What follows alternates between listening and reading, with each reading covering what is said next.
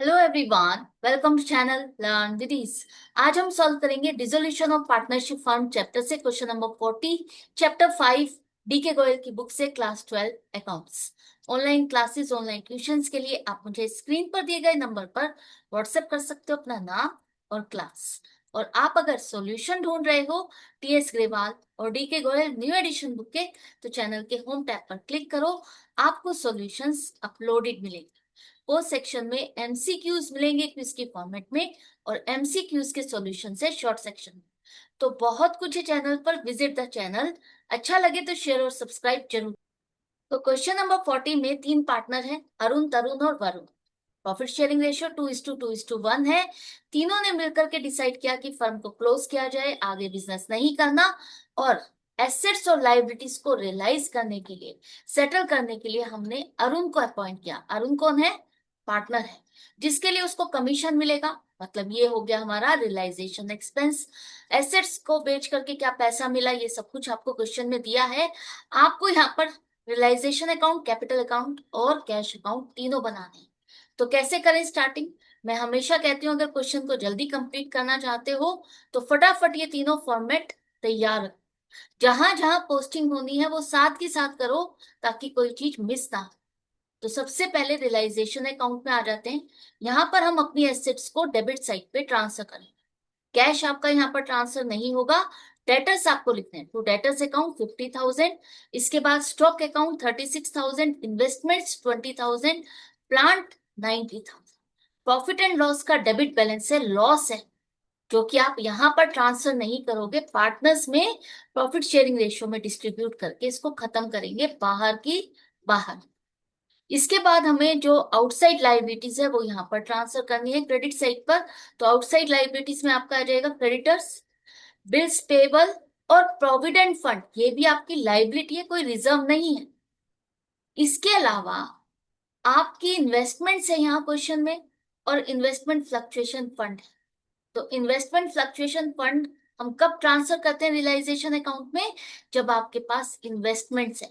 अगर इन्वेस्टमेंट्स हैं एसेट्स में, तो ये फंड आपको यहाँ पर एज इट इज पूरा का पूरा क्रेडिट कर देना है, ट्रांसफर कर देना है। इसके बाद कमीशन रिसीव्ड इन एडवांस, ये भी आपकी लाइबिलिटी है। तो ये भी हम पूरा पूरा ट्रांसफर करेंगे 12,000। तो ये सब कुछ ट्रांसफर करने के बाद अब जो एसेट बेच करके अरुण के थ्रू ही चाहे आपने सेल किया, लेकिन जो भी आपको कैश रिसीव हुआ वो आपको यहाँ पर दिखाना है। तो बाय कैश अकाउंट लिखो, यहाँ पर बैंक अकाउंट नहीं लिखोगे। क्यों? क्योंकि एक तो आपको कैश अकाउंट बनाने के लिए कहा है, और बैलेंस शीट में भी आपके पास कैश का बैलेंस है। तो यहाँ पर आपको बैंक नहीं लिखना, कैश ही लिखना है। तो एसेट में हमको कितना कितना पैसा मिला? स्टॉक को बेच करके 36,000, डेटर्स का 45,000 और इन्वेस्टमेंट का 80% ऑफ बुक वैल्यू। अब यहाँ पर आपको इस फंड को भूल जाना है। ये सिर्फ लिखना था यहाँ पर, इसको लिखने के बाद भूल जाओ। इन्वेस्टमेंट हमारी है 20,000, इसका 80% मतलब 16,000 हमें अमाउंट रिसीव हुआ। अब लॉस या प्रॉफिट किसी को भी आपको फंड के साथ एडजस्ट नहीं करना। हमें फाइनल देखना है कि पैसा कितना मिला, वही आपको यहाँ पर क्रेडिट साइड पे लिखना है। इसके बाद हमने यहाँ पर प्लांट को बेचा और पैसा मिला 65,500। अब देखो, आपके पास चार एसेट थी, चारों एसेट आपने कवर कर ली। 1,62,500 हमें कैश रिसीव हुआ। तो कैश अकाउंट अगर आपने बनाया है तो यहाँ पर साथ के साथ लिखेंगे सबसे पहले ओपनिंग बैलेंस जो आपकी बैलेंस शीट में है, टू बैलेंस पीडी 30,000। इसके बाद एसेट को सेल करके हमने जो पैसा रिसीव किया वो यहाँ पर दिखाओ। आप लोग क्या करते हो गलती, यहाँ पर एक एक एसेट का नाम लिखने लगते हो। वो नहीं लिखना। अब वो एसेट आपकी रियलाइजेशन अकाउंट का पार्ट है, तो यहाँ पर आपको सीधा सीधा रियलाइजेशन अकाउंट को ही लिखना है। 1,62,500 आपने किस अकाउंट को क्रेडिट किया? बैंक कैश अकाउंट को डेबिट किया है। और रियलाइजेशन अकाउंट में क्रेडिट साइड पे लिख लो, इसका मतलब रियलाइजेशन अकाउंट आपका क्रेडिट हुआ है। तो रियलाइजेशन अकाउंट ही आपको लिखना है। नेक्स्ट, अब आपने क्या किया? लाइबिलिटीज की पेमेंट। तो लाइबिलिटीज में क्रेडिटर्स की पेमेंट हमने कितनी की, क्वेश्चन में नहीं दिया। तो हम क्या करेंगे, पूरी पूरी पेमेंट दिखाएंगे। क्रेडिटर्स की 50,000। बिल्स पेबल, इसके बारे में भी नहीं दिया कि हमने कितना पे किया, तो ये भी आपको पूरा पूरा पे करना है। जिस लाइबिलिटी के बारे में आपको नहीं दिया कि कितनी पेमेंट हुई है, तो हम क्या मान के चलेंगे कि पूरी की पूरी जो अमाउंट है हमारी बुक वैल्यू, ये हमने पूरी पे की। इसके बाद प्रोविडेंट फंड, प्रोविडेंट फंड के लिए लिखा है कि हमने पे कितना किया है, प्रोविडेंट फंड 20,000 हमने पे किया है, पूरा पूरा 20,000 प्रोविडेंट फंड पे किया। इसके अलावा आपने कमीशन जो आपने रिसीव किया था 12,000, इसमें से 4,000 माइनस करने के बाद ये पैसा रिटर्न कर दिया। ये लाइबिलिटी थी ना, ये पैसा आपने रिटर्न कर दिया।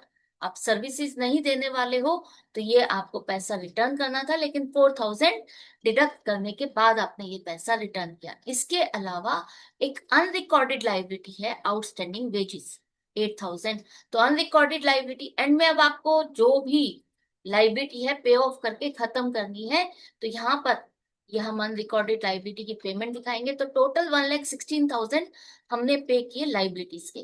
तो साथ ही साथ इसे हम कैश अकाउंट पे क्रेडिट साइड पे दिखाएंगे बाय रियलाइजेशन अकाउंट 1,16,000 लाइबिलिटी की पेमेंट के बाद। अब क्या रह गया, आपने एसेट और लाइबिलिटीज के बारे में तो लिख लिया, लेकिन अरुण को जो कमीशन दिया है वो लिखना नहीं भूलना। तो अरुण का कमीशन कितना बनेगा, क्या लिखा है कि आपने जो एसेट्स को बेचा है, कैश को छोड़ करके बाकी जितनी एसेट्स को आपको बेच करके अमाउंट मिली, उसका 5% एज ए कमीशन हमें देना है। तो 1,62,500 हमने रिसीव किया, इसका 5% 8,125, ये हमारे रियलाइजेशन एक्सपेंस है। ये हमने अभी अरुण को दिए नहीं है, तो इसलिए हम उसके कैपिटल अकाउंट में ही इसको क्रेडिट करें।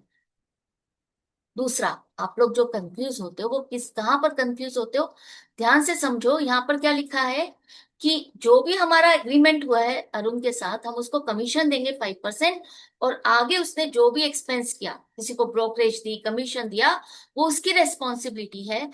आगे जो भी वो एक्सपेंस कर रहा है उसके लिए फर्म उस अब रिस्पॉन्सिबल नहीं है। तो यहाँ आपको जो दिया है कि हमने रियलाइजेशन के एक्सपेंसेस किए 5,500, ये फर्म की लाइबिलिटी नहीं है। किसकी लाइबिलिटी है, अरुण की। फर्म की तो लाइबिलिटी सिर्फ अरुण को कमीशन देना है, सारा काम हमने अरुण को दे दिया विद एक्सपेंसेस। तो एक्सपेंस वो करेगा, हमने इसको कमीशन दे दिया उसकी सर्विसेज के लिए। अब के साथ आपने पार्टनर्स कैपिटल अकाउंट तैयार रखा है फॉर्मेट, तो वहां पर पोस्टिंग कर दो। लेकिन सबसे पहले ओपनिंग बैलेंस लिखो बैलेंस शीट से, जो भी तीनों पार्टनर के क्रेडिट बैलेंस है यहाँ पर आ जाएगा by balance BD credit side पे। इसके बाद अरुण ने एक एक्सपेंस किया है फर्म के बिहाफ पर, तो ये लाइबिलिटी है एक तरह से, तो बाय रियलाइजेशन अकाउंट उसके अकाउंट पे हम क्रेडिट करेंगे 8,125। रियलाइजेशन अकाउंट में सब कुछ पोस्ट करने के बाद अब आपको फाइंड करना है कि प्रॉफिट हुआ या लॉस हुआ। डेबिट साइड का टोटल ज्यादा है तो लॉस होगा, और क्रेडिट साइड का टोटल ज्यादा है तो प्रॉफिट होगा। यहाँ डेबिट साइड का टोटल ज्यादा है मतलब लॉस है 37,625 का, जो कि प्रॉफिट शेयरिंग रेशो के हिसाब से डिस्ट्रीब्यूट करोगे तीनों पार्टनर्स में। और लॉस है तो इन तीनों के अकाउंट को हम क्या करेंगे, डेबिट करेंगे, और रियलाइजेशन अकाउंट में इक्वल करने के लिए हम क्रेडिट साइड पे लिखेंगे। देखो डेबिट साइड का टोटल ज्यादा है, तो इक्वल करने के लिए मुझे कहाँ लिखना पड़ेगा, क्रेडिट साइड पे। तो by loss transfer to partners capital account, Arun's capital account 15,050, Tarun's capital account 15,050, Varun's capital account 7,520।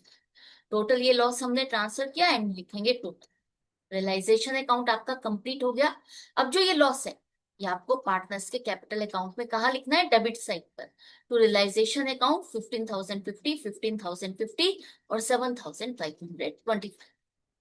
क्या हमने सब कुछ कवर कर लिया, नहीं, अभी एक चीज बाकी है। ये जो प्रॉफिट एंड लॉस अकाउंट का लॉस है, ये पार्टनर्स में डिस्ट्रीब्यूट करोगे, प्रॉफिट शेयरिंग रेशियो के हिसाब से डिस्ट्रीब्यूट किया, तीनों के अकाउंट में आप डेबिट करोगे टू P&L अकाउंट 13,600, 13,600, 6,800।